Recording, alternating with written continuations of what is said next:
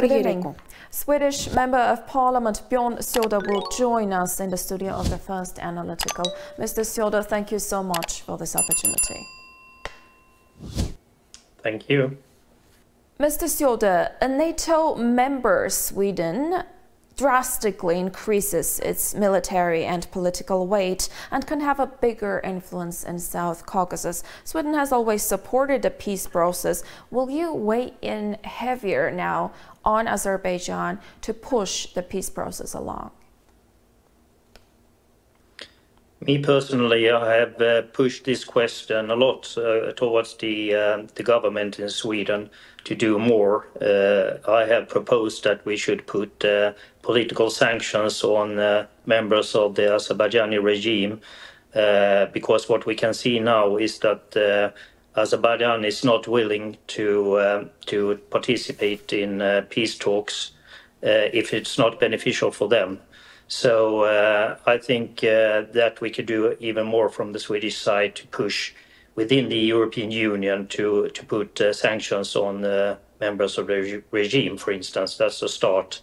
And then, of course, we should also try to get all the EU member states which today cooperate with Azerbaijan to withdraw from that. We can see that Azerbaijan is very successful in getting contacts and deepen relations with lots of EU member states.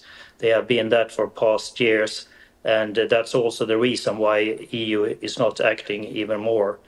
I mean, if we compare the situation between Azerbaijan and Armenia and what Azerbaijan is doing recently in Nagorno-Karabakh, that should be countering. There will be countering measures against that from the EU, but now the EU is totally silent, and that's worrying me. So I think we could do even more from the Swedish side to put pressure on the European Union. Armenia and the European Union have outlined and fixed the principles by which the peace treaty should be signed, but a totalitarian Azerbaijan, as you mentioned yourself, that ranks lowest on Freedom House ratings, by the way, doesn't comply. What's the solution you see? I think there is no other solution that put even more pressure against Azerbaijan. Somehow EU must react, and today the European Union is too silent about this. So I think political sanctions to start with, and then of course economical sanctions and etc. So I think lots of pressure against Azerbaijan is needed to make some difference. Otherwise, it will be just as it is right now, because Azerbaijan is just interested in peace talks when it's in their favor. So I don't see any way out than sanctions, for instance. Except putting more pressure on Baku. Exactly. Mr. Söder, let's come back to NATO alliance. In the context of a sharply declining alliance with Russia and CSTO, political experts find it necessary for Armenia to join NATO as well. If we do, we shall face the same obstacles, if not more, as Sweden, Hungary's and Turkey's veto in the first place. But those vetoes, in your case, were lifted very recently. Why? What made Hungary and Turkey change their mind? I think when it comes to Turkey, it all depended on their agreements with the United States regarding aircrafts. I think that was somehow a way for them to put pressure on the United States to agree on buying aircraft from the United States. And then, of course, they had their arguments were that their argument was that there were Korans burning in Sweden, and also the former government's agreement with Kurdish movements. But that, I don't think that was the real reason why Turkey delayed the ratification. And when it comes to Hungary, it depended on how the former government especially behaved against Hungary with accusations of that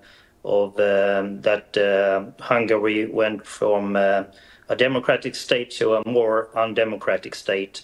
And also we had a former minister of the Swedish government from the Social Democrats who accused Hungary for having some sort of Nazi policy when it comes to family politics, because they wanted to have lower taxes for single mothers with children, etc.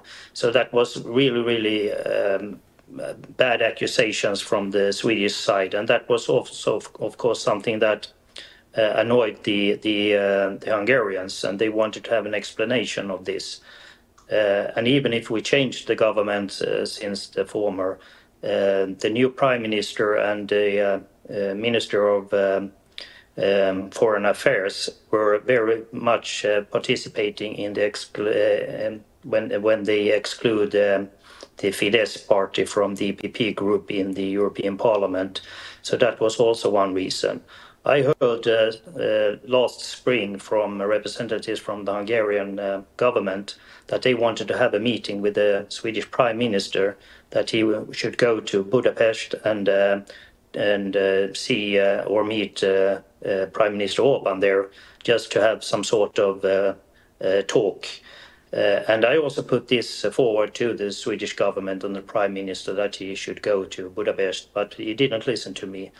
So that was the reason why Hungary delayed the ratification. Otherwise, they had ratified the membership before Turkey, and then when it was done in Turkey, we should be a member. But it ended up that the Swedish Prime Minister had to go to Budapest anyway, so and then the issue was solved. Let's approach this, the possibility of Armenians joining NATO in the near future, or maybe not so near future, from a different angle. After Russia's invasion, in the face of active war, Ukraine applied to the NATO for membership and was declined. What chances does Armenia have realistically, in your estimation, in case of a bid for membership? Suppose it leaves CSTO at this post-war stage of unresolved border conflicts and militaristic rhetoric by Azerbaijan that continues. I think that is unrealistic to think that Armenia could join NATO tomorrow. I think it will take lots of time, but I think eventually that there is an opportunity for Armenia to join NATO. But regarding Ukraine, it's because I think of the war that they have pushed this forward in a very speedy way. But when it comes to Armenia, there are lots of issues to deal with, especially the CSTO agreement. And then, of course, there are some other questions regarding a Russian base in Armenia. And also, it was quite recently that Armenia had quite strong contacts with Russia. So I think it will take time, but I think that there is possibilities in the future for even Armenia to join.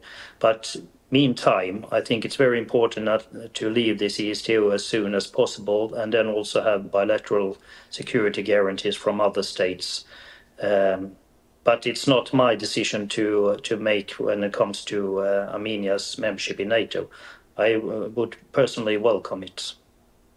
Thank you one more time for this opportunity and for your time. Thank you. Swedish Member of Parliament Björn Söder gave an interview to the First Analytical tonight.